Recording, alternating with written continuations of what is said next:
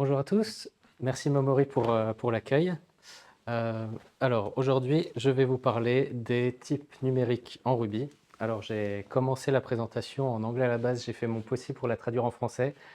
Il va peut-être y avoir des trucs un petit peu bizarres, même dans ma façon de parler, désolé par avance. Il peut y avoir un petit peu des anglicismes qui vont quand même se glisser. Alors pour commencer, on va faire un petit peu de maths, ne partez pas tout de suite, c'est tranquille. Est-ce que tout le monde sait combien font 1 plus 2? Ça dépend. En général, on est en général assez d'accord pour dire que ça vaut 3. Maintenant, si je vous dis 0,1 plus 0,2, combien ça vaut? En général, on dit que ça vaut 0,3, mais pas en Ruby. 0,1 plus 0,2 en Ruby, ça vaut ça. Alors, il y a pas mal de gens expérimentés dans la salle, donc peut-être que vous l'avez déjà rencontré, mais je vous assure, dans le reste de la présentation, vous allez forcément apprendre des choses.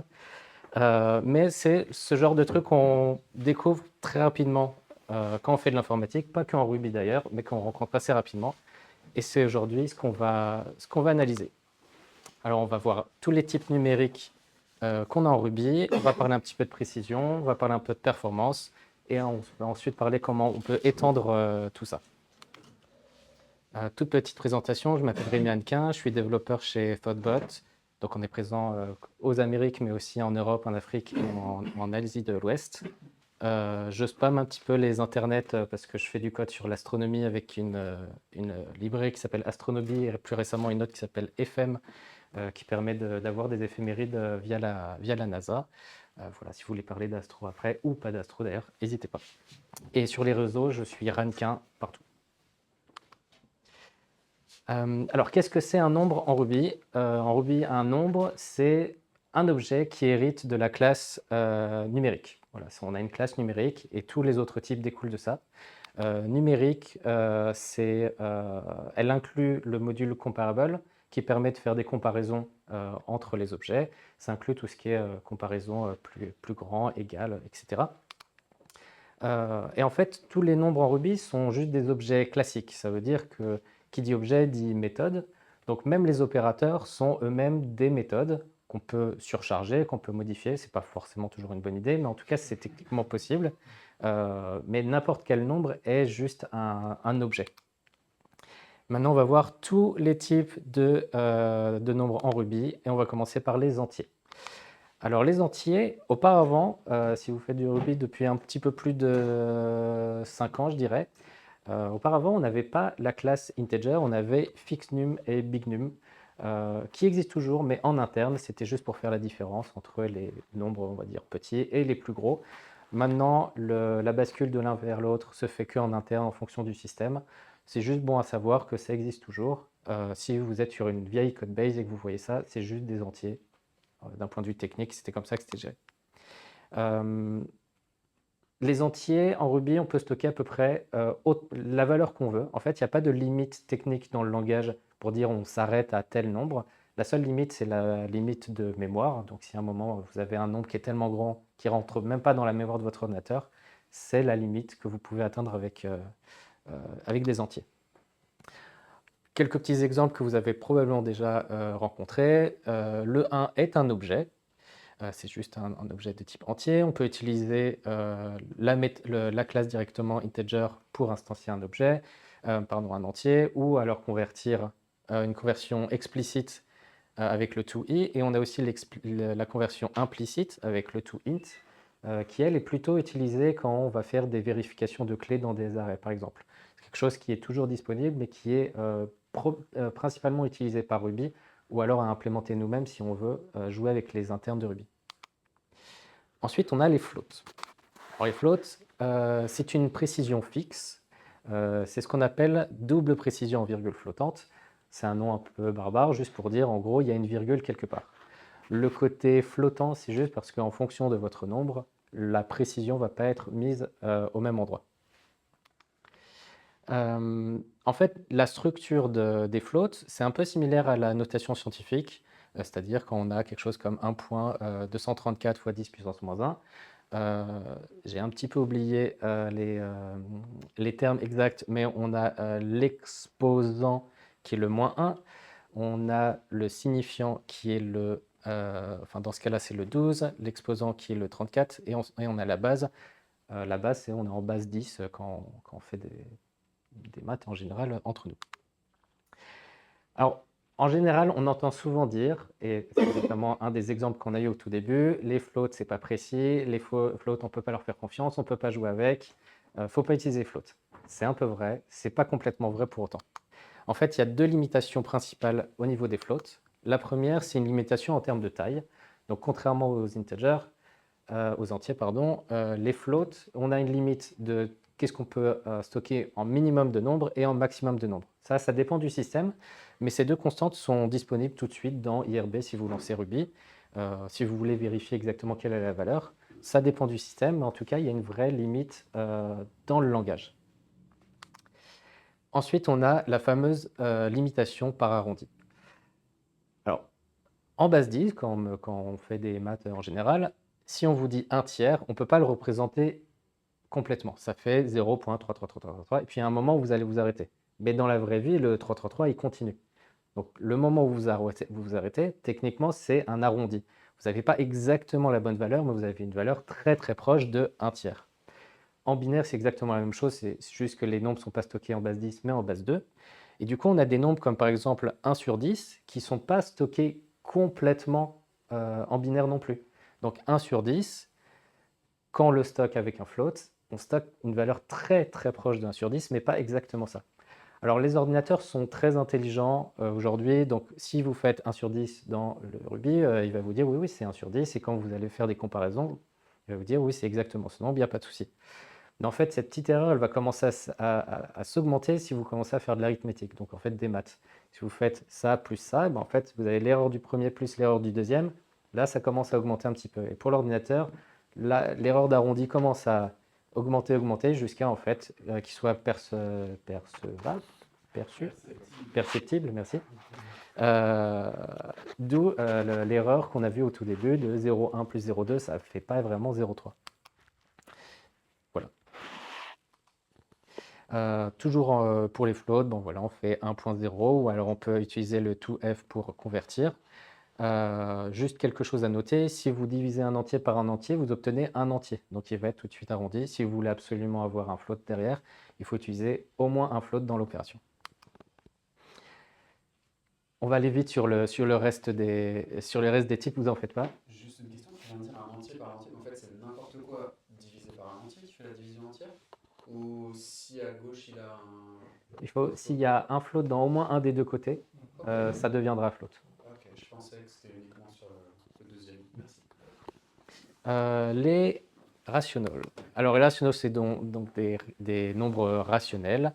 C'est juste en fait un quotient de deux entiers relatifs, donc positifs ou négatifs. Voilà, c'est juste ça la définition en maths. Donc, vous avez par exemple 1 sur 3. Si vous mettez le petit r après le 3, au lieu de vous faire un float, il va vous faire un rationnel. Ou alors, vous pouvez utiliser directement l'opération en utilisant toR, il va vous convertir votre objet en rationnel, ou vous pouvez encore utiliser la classe avec les deux arguments. Alors, les nombres relatifs sont des valeurs exactes, contrairement aux floats. Donc, par exemple, si en float, vous faites 1 divisé par 3, vous vous retrouvez avec 0.3333, qui n'est pas exactement 1 sur 3. C'est très très proche, mais ce n'est pas exactement ce nombre. Tandis que si vous faites 1 divisé par 3 avec le petit r, c'est un rationnel, et là, c'est exactement cette valeur. Ruby se débrouille pour le stocker, il stocke le 1, il stocke le 3, et dans ses internes, il dit c'est exactement ce nombre-là. Pareil, si vous si vous commencez à jouer un petit peu avec l'arrondi, les rationnels ne souffrent pas de ce problème d'arrondi. Si par exemple j'essaye de faire 0,1 plus 0,1 plus 0,1 plus 0,1 avec des floats, je vais me retrouver avec l'erreur d'arrondi qu'on a mentionnée, et du coup je me retrouve pas avec exactement 1.1. Si je fais exactement la même chose avec des rationnels, là je me retrouve avec exactement 11 sur 10, c'est-à-dire 1.1. Le chiffre exact, le nombre exact. Ensuite, les complexes, on arrive presque au bout. Ce sont aussi des nombres appelés nombres imaginaires. C'est supporté en Ruby. Alors, les nombres imaginaires, c'est des nombres avec un i qui est défini par si i est au carré, il vaut moins 1. Ce qui est assez contre-intuitif dans la plupart des maths, mais c'est quelque chose qui est quand même dans tous les jours, pardon, mais qui existent dans les maths. Je vais aller très vite sur les complexes. Il y a cette méthode-là, il y en a d'autres, mais je ne vais pas toutes les lister. Mais globalement, vous pouvez créer des complexes avec la classe ou avec le toC pour convertir. Alors techniquement, on peut utiliser les complexes si vous voulez faire des équations différentielles en Ruby. C'est possible, amusez-vous si vous avez envie.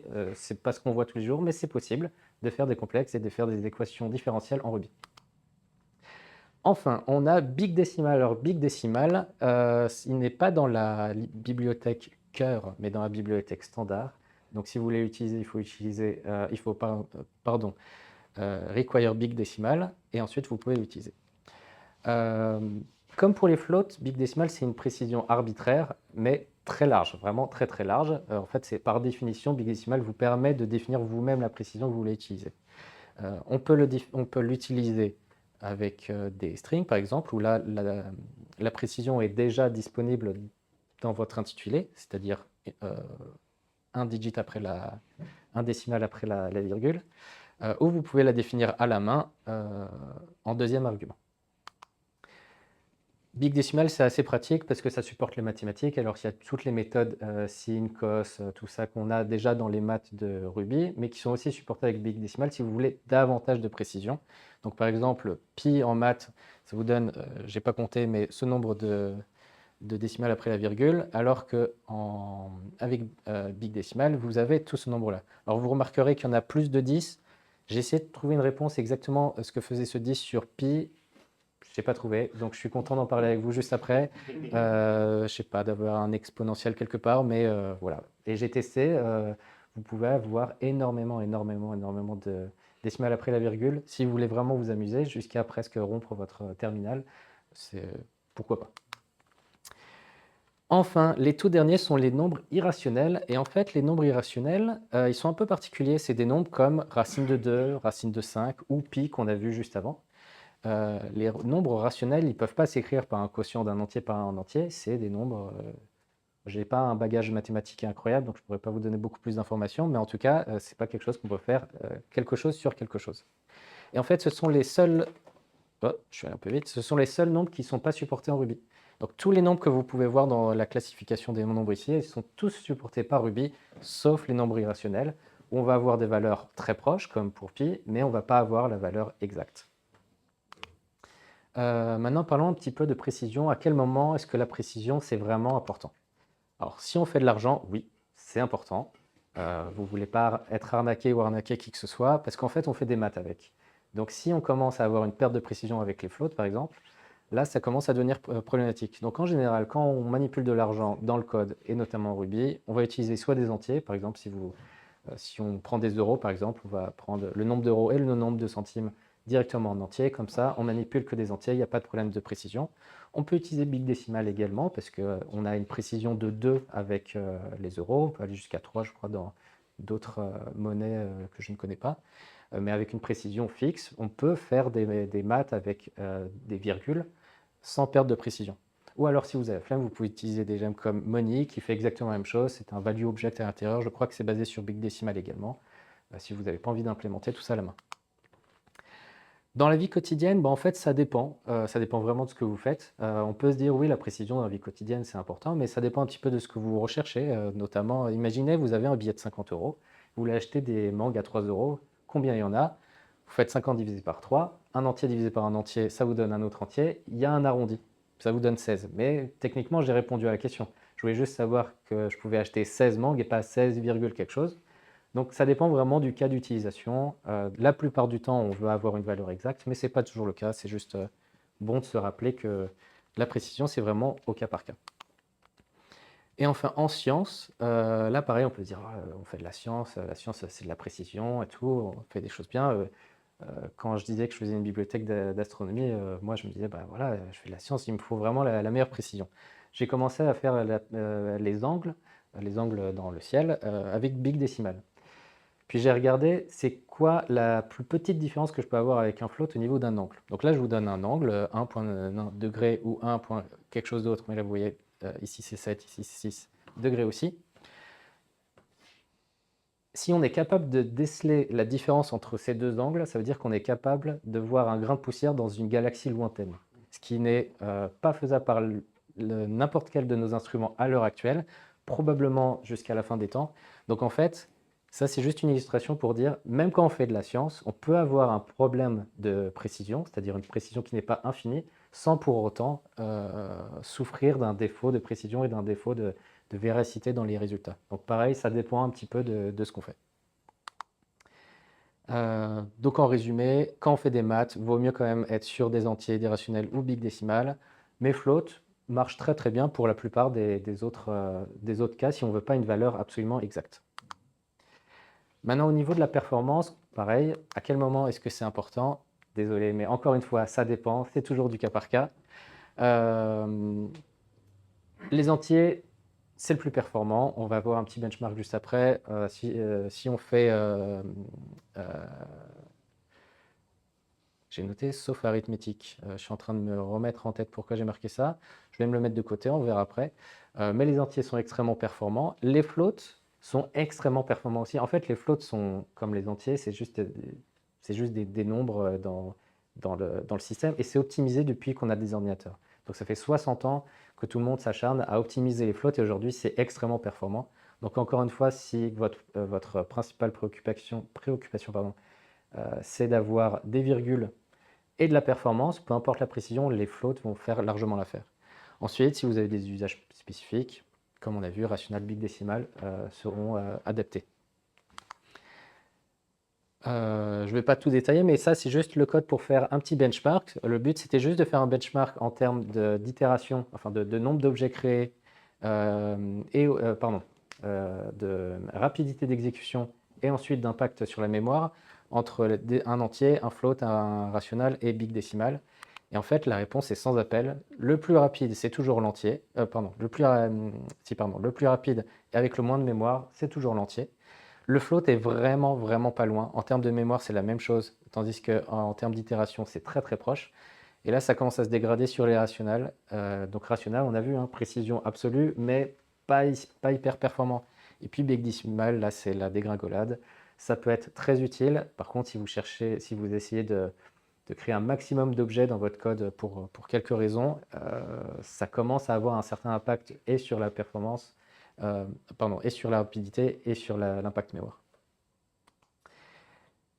Et maintenant, j'ai vu tous ces types, c'est vraiment trop sympa, mais j'ai envie d'avoir le mien, j'ai envie de faire quelque chose. Alors, il y a 3 façons de faire, à ma connaissance. D'abord, on peut faire juste de l'héritage, donc il suffit juste d'hériter de numérique qu'on a vu au tout début. Ce qui va être nécessaire, c'est d'implémenter la méthode coerce qui est attendue par Ruby pour faire des comparaisons entre des objets qui ne sont pas de même type. Et ensuite, c'est plutôt recommandé d'implémenter les opérateurs arithmétiques, comme on a vu, plus, moins, tout ça. Il suffit de les implémenter en Ruby. Et ça peut être pas mal d'inclure comparable juste pour comparer facilement les objets. Mais techniquement, si on fait juste une classe qui hérite de numérique, avec coerce, on peut déjà utiliser des nombres qui sont les nôtres, entre guillemets, sans avoir à dire qu'on est explicitement un entier, un float, etc. Ensuite, on peut utiliser des objets à valeur. Alors celui-là, j'ai eu du mal à le traduire, des value objects. Un value object, en fait, ça va juste être une classe qui va définir une valeur, mais que vous allez pouvoir augmenter avec d'autres méthodes pour pouvoir le rendre un peu plus intéressant, un peu plus maniable. Donc par exemple, ici, on a une distance qui va stocker la valeur en mètres, mais qui peut la donner en pieds aussi. Donc vous pouvez faire instancier une distance, l'additionner avec une autre, le résultat, l'obtenir en pieds. Ça rend le code un petit peu plus lisible, on va dire. Ça, on est presque sur de l'anglais. C'est assez lisible et ça permet de faire aussi des conversions dans les unités sans avoir à se balader des valeurs absolues partout. Petit instant promo, j'ai fait un talk à Paris RB il y a quelques mois sur les value objects. N'hésitez pas à aller le voir sur la page YouTube de Paris RB. J'ai dit qu'il y avait 3 façons et j'en ai présenté 2, donc je pense qu'il y en a une qui est passée à la trappe. Veuillez me pardonner.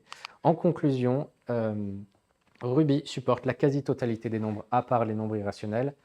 En vrai, c'est le cas pour la plupart des autres langages. Enfin, techniquement, en maths, vu qu'on ne peut pas définir pi en entier, il n'y a aucun langage qui peut vraiment définir la valeur absolue de pi parce qu'elle n'existe pas. Pardon, on ne peut pas l'écrire en tout cas. Euh, Ruby, comme on a vu, permet quand même une balance entre la précision et la performance. Si vous voulez vous axer sur la précision, on a des outils. Si vous voulez vous axer sur la performance, il y en a d'autres. Il suffit juste de les connaître et ensuite de les utiliser à bon escient. Ruby est approprié pour des projets scientifiques, comme on a vu, et la précision est largement suffisante pour plein de cas d'usage. Ruby, ce n'est pas vraiment le langage qui est connu pour la science. En général, on parle surtout de Python. Mais en vrai, Python, Ruby, ils font la même chose. La seule différence, c'est peut-être que Python a un petit peu plus d'expérience, un peu plus de package, peut-être une plus grosse communauté scientifique. Mais en termes de possibilités, Python, Ruby peuvent faire exactement la même chose. Donc, il n'y a rien qui nous empêche de faire des projets scientifiques en Ruby. Et enfin, Ruby, c'est quand même un petit peu plus stylé que les autres langages parce que le langage est incroyable. On peut faire des value objects, on peut utiliser la programmation objet de façon élégante, écrire du code qui ressemble à de l'anglais pour rendre ça plus attrayant, plus lisible, plus maintenable, auto-documenté. Donc, bon, autant le faire en Ruby. Et voilà, est-ce que vous avez des questions? Oui. Vas-y,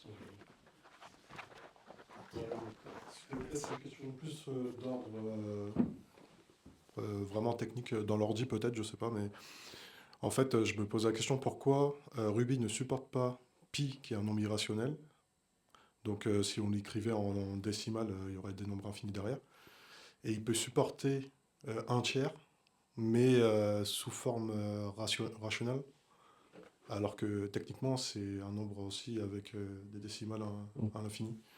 Avec les rationnels, en fait, alors Ruby est écrit en C, moi je ne sais pas lire le C, je ne suis pas allé voir exactement comment ça a été stocké, mais à ma connaissance, Ruby va stocker 1, 3, et va pouvoir faire des maths avec. Un peu comme quand on fait des maths à l'école ou dans la vie de tous les jours, si on utilise un tiers et qu'on doit faire 1 sur 3 fois 1 sur 3, on ne connaît pas la valeur exacte de 1 sur 3, parce que c'est 0 pour entre 3, mais on fait, bon, c'est 1 fois 1, 1, sur 3 fois 3, 9, donc ça fait 1 sur 3 fois 1 sur 3, ça fait 1 sur 9.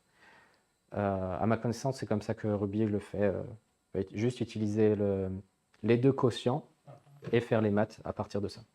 Ok, et j'ai pas bien vu, mais du coup on peut pas mélanger rational et integer par exemple, on peut pas les faire interagir, je sais pas. Si, Si. oui, c'est... J'ai peut-être raté Non, non, je ne l'ai pas dit, c'est une très bonne remarque. Tous les nombres peuvent interagir les uns avec les autres. J'espère que je ne dis pas de bêtises. À ma connaissance, c'est parce qu'il y a la méthode coerce que j'ai mentionnée juste avant qui les permet d'interagir les uns avec les autres. Ok. Mais tout nombre interagit. On peut faire 1 plus un float, plus un rational, big décimal.